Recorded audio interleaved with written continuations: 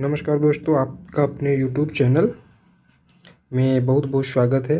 इस वीडियो में हम लोग कंप्यूटर यूपीपी की जो कंप्यूटर ऑपरेटर की वैकेंसी आई है उसके सिलेबस के बारे में डिस्कस करेंगे। क्योंकि जैसा कि आपको पता है कि कंप्यूटर ऑपरेटर की जो वैकेंसी आई है जिसमें लगभग 930 पद हैं, जिसका पेपर लगभग जुलाई या अगस्त में होने वाला है।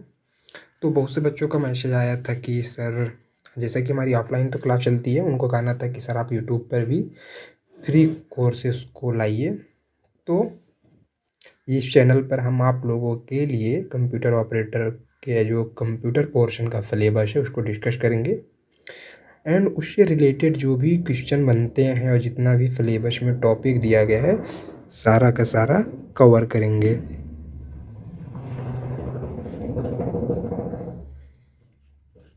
तो हम लोग बिना देर किए हुए सिलेबस स्टार्ट करते हैं। और मैं आपको एक छोटी सी बात बता देता हूँ कि यदि आप हमारे इस वीडियो को देखने के बाद आपको लगता है कि वीडियो इन्फॉर्मेशनल है तो वीडियो को लाइक सब्सक्राइब तो करिएगा ही, लेकिन मैं एक बात आपको बता रहा हूँ कि आप प्लीज़ इस जो हमारी प्लेलिस्ट आएगी इसको फॉलो कर लीजिएगा, क्योंकि इसमें फिर जो भी क्वेश्चन बनेंगे वो आपके कम्पिटिटिव एग्ज़ाम के लेवल पे ही बनेंगे। हम एक टॉपिक पढ़ाएंगे एंड उसके बाद उससे बनने वाले जो भी सारे क्वेश्चन होते हैं कंप्यूटर ऑपरेटर के लेवल की, सारे के सारे सबको हम सॉल्व कराएंगे, ठीक है।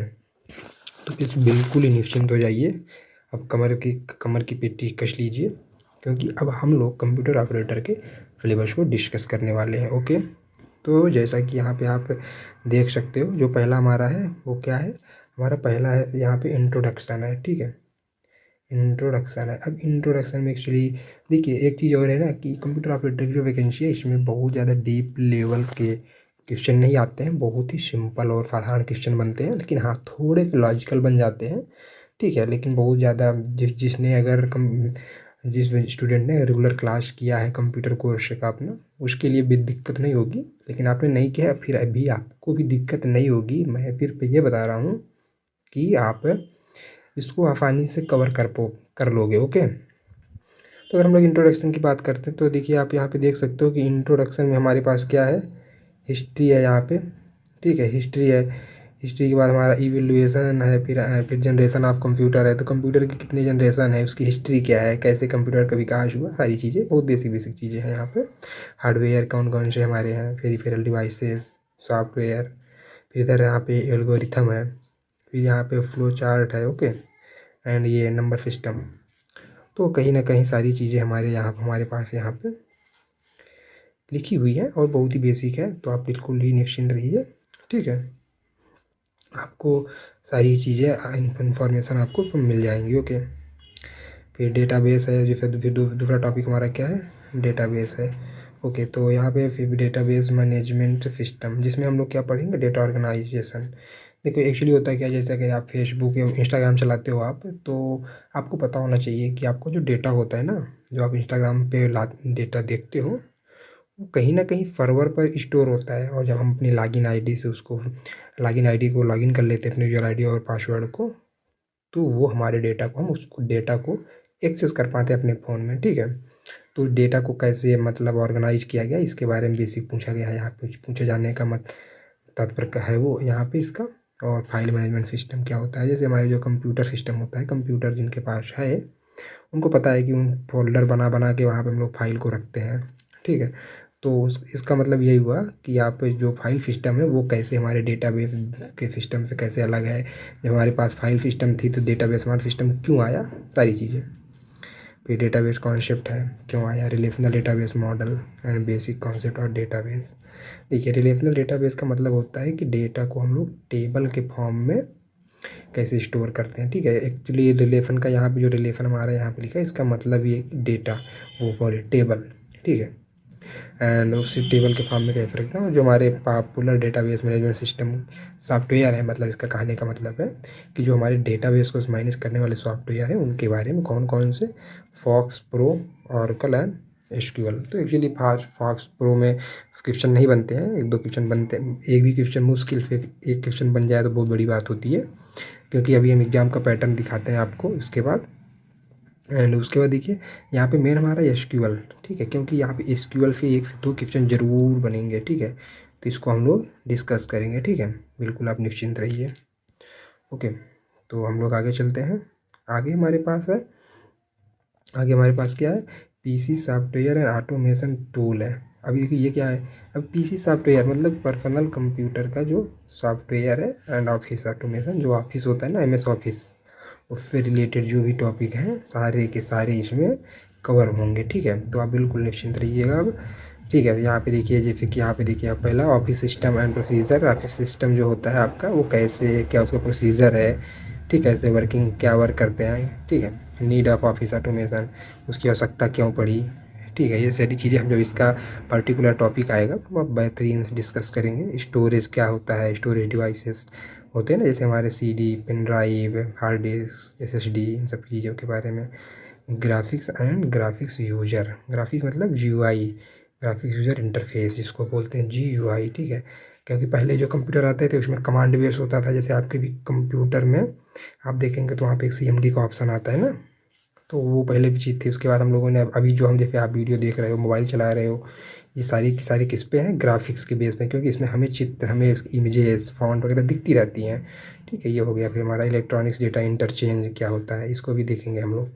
वर्क प्रोडक्टिविटी टूल्स मतलब जो भी हम वर्क, हाँ, तो ये हमारा, अच्छा, ये हमारा दूसरा टॉपिक है। ये हमारा वर्क प्रोडक्टिविटी टूल, ये दूसरा टॉपिक आ गया मेरा, ठीक। इसमें क्या क्या है, वर्ड प्रोसेसिंग टूल्स, मतलब कि जो भी हमारे एमएस वर्ड वगैरह हैं उससे रिलेटेड है ये, कि एमएस वर्ड हमारे, देखिए है ना, जो एमएस वर्ड हो गया, नोट पैड हो गया, नोट पैड प्लस प्लस, सारी चीज़ें हो गई। फिर इलेक्ट्रॉनिक्स स्प्रेडशीट का मतलब होता है जो आपका एमएस ऑफिस, वो एमएस एक्सेल है ना, उसका हो गया। प्रेजेंटेशन टूल क्या है, जिस पावर पॉइंट जिसको हम लोग बोलते हैं, जिस पे लोग प्रेजेंटेशन वगैरह बनाते हैं, वो हो गया आपका माइक्रोसॉफ्ट ऑफिस, वही वर्ड, एक्सेल, पावर पॉइंट, यही सब सारी चीज़ें हैं इसमें। ओपन ऑफिस क्या है, जैसे कि एमएस ऑफिस आपका क्या है, एमएस ऑफिस आपका फ्री है, लेकिन कुछ ऐसे, वो सॉरी, एमएस ऑफिस आपका पेड है, ठीक है।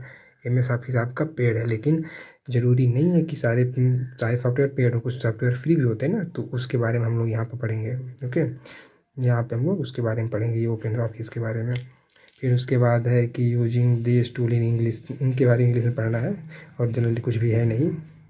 उसके बाद विंडोज़ ऑपरेटिंग सिस्टम, यूनिक्स के बारे में थोड़ा सा पढ़ेंगे। एक एक वीडियो पर्टिकुलर इन चीज़ों पे ना एक ही वीडियो आएगी। उसके बाद यूनिकोड फ़ॉन्ट है, इसमें क्या होता है, ठीक है। एक्चुअली यूनिकोड फ़ॉन्ट क्या होता है, मान लीजिए हम कंप्यूटर पे कोई भाषा लिख देते हैं, जब दूसरे कंप्यूटर पे हम वही किसी एमएस ऑफिस के, जैसे मान लीजिए हमने एमएस ऑफिस पर कोई एक सीट लिखा, ठीक है, एक हमने कोई डॉक्यूमेंट लिखा, बट जब हम दूसरे कंप्यूटर में खोलते हैं तो वो कहीं ना कहीं बहुत ऊटपटांग के वर्ड दिखाता है, ठीक है, ऊटपटांग के कैरेक्टर दिखते रहते हैं उसमें, तो वो चीज़ समझ नहीं पाते। लेकिन यूनिकॉर्न फॉन्ट में जब हम लिखते हैं ना, तो वो बिल्कुल हर कंप्यूटर पर सेम रहता है, ओके। इंटरचेंज, ये सारी बस बहुत बेसिक बेसिक है, ज़्यादा डिस्कस में टाइम नहीं लगाएंगे आपका। बस हमारा मेन मोटिव है कि हम आपको डिस्कस करके बता दें, बस। कंप्यूटर नेटवर्क जैसे आ गया हमारा, कंप्यूटर नेटवर्क भी बहुत कुछ खास इसमें है नहीं, ठीक है। कंप्यूटर नेटवर्क में क्या क्या है हमारा, यहाँ पे देखो, टोपोलॉजी हो गया आपका, लाइन वैन वाइन हो गया, सिक्योरिटी इशू हो गया, बस यही चीज़ें हमारे पास हैं। तो ठीक है, ये सारी चीज़ बहुत ही बेसिक है, लेकिन हम इसको फिर 5 से 6 वीडियो का, इसका भी 5 से 6 वीडियो में हो जाएगा। उसके बाद हमारा टॉपिक है इंटरनेट है। इंटरनेट, इंटरनेट हमारा जैसे क्या है, इंटरनेट हमारा जैसे है यहाँ पे, तो इंटरनेट देखिए, हम लोग जो भी चल हर चीज़ यूज करते हैं, आप वीडियो देख रहे हो, इंटरनेट कुछ भी गूगल पे सर्च करते हो, तो सारा का सारा पार्ट किसका होता है, इंटरनेट का ही सारा पार्ट होता है, ठीक है। तो उसके बारे में जनरली हम लोग यूज़ तो करते हैं, बट हमें पता नहीं होता ना। तो सारी चीज़ें ये हैं, ई कॉमर्स हो गया, ई बैंकिंग, ई लर्निंग, बस। उसके बाद हमारे पास क्या है, इमर्जिंग टेक्नोलॉजी है।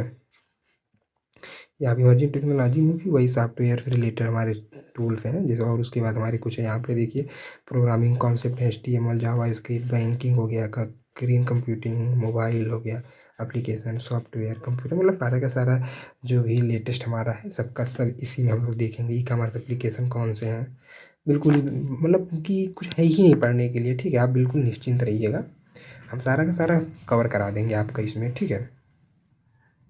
आपको टेंशन लेने की ज़रूरत नहीं है। एंड उसके बाद हमारा क्या आ गया, लास्ट हमारे 2 टॉपिक हैं हमारे पास। कंप्यूटर ऑपरेटर में हमारे कौन कौन टॉपिक है, एक हमारा बूलियन अलजेब्रा। एक्चुअली ये थोड़ा इंटरेस्टिंग पार्ट है, क्योंकि ये कहीं ना कहीं आपका मैथमेटिक्स आ जाता है, थोड़ा सा मैथमेटिक्स आ जाता है, इसके रूल वगैरह हैं, जिससे कि इसमें आपको टेबल बनाना आना चाहिए। यहाँ पे एक करना, आप ये के मैप जिसको हम लोग फार्कन बोलते हैं वो हो गया। और बूलियन अलजेब्रा के कुछ है वो फार्मूले होते हैं, 10-12 फार्मूले हैं, उसको भी पूरा बाकायदे हम लोग देख लेंगे, ठीक है। एंड SOP हो गया, product of sum of product, product of sum, sum of product हो गया, यहाँ ये प्रोडक्ट ऑफ सम हो गया, ठीक है। तो बिल्कुल बूलियन ऑपरेटर कौन कौन से हमारे हैं, कौन कौन से हैं, जैसे हमारे हो गया, हमारे पास हो गया वो क्या वो एंड हो गया, और हो गया, नॉट हो गया, ठीक है, एंड और नॉट, ये सारे हमारे बूलियन ऑपरेटर हो गए, ओके।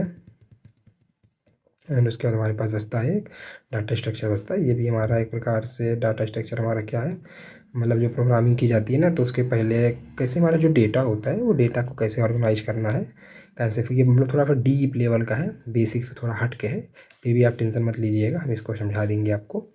इसमें से कि क्वेश्चन अच्छे खासे बन जाते हैं, करीब 5 से 6 क्वेश्चन यहाँ से भी बन जाते हैं आपके, ठीक है। लेकिन हम निश्चित, यहाँ पे एक स्टैक हो गया, एक क्यू हो गया। डेटा स्ट्रक्चर जनरली हमारे 2 प्रकार के होते हैं, एक होता है लीनियर होता है, और एक होता है एक अनलीनियर होता है, ठीक है। मतलब स्ट्रक्चर अनस्ट्रक्चर फॉर्म में होता है। तो अनस्ट्रक्चर फॉर्म में हमारा जो होता है जैसे ग्राफ वगैरह हो गया, और स्ट्रक्चर फॉर्म में हमारे क्यू, स्टैक, लिंक लिस्ट, ये सारी चीज़ें होती हैं, ओके। तो आप बिल्कुल निश्चिंत रहिए, ये हमारा हो गया, ठीक है। तो हम कंप्यूटर का हो गया, बस हमारा सिलेबस ख़त्म हो गया है। अब जबकि अब हमारी नेक्स्ट आने वाली वीडियो में से हम लोग कंप्यूटर ऑपरेटर के जो भी टॉपिक होते हैं, पहला जैसे हमारा कंप्यूटर हिस्ट्री को हम लोग डिस्कस करेंगे। तो बिल्कुल भी आप क्या करते हैं, आप हमारे चैनल को सब्सक्राइब कर लिए होंगे, ठीक है। सब्सक्राइब कर लीजिए, कहीं ना कहीं अगर आपको लगता है वीडियो अच्छे नहीं है तो आप बेसिकली आप चैनल को अनसब्सक्राइब कर दीजिएगा, ठीक है।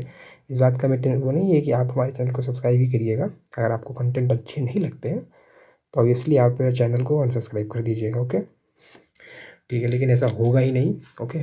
तो आप लोग बिल्कुल निश्चिंत रहिए, ठीक है। हम लोग मिलते हैं किसी नेक्स्ट वीडियो में, किसी नेक्स्ट वीडियो में नहीं, हम लोग मिलते हैं अगले वीडियो में, जिसका नाम होगा हमारा वो इंट्रोडक्शन ऑफ कंप्यूटर, ओके। तब तक के लिए बाय बाय, जय हिंद।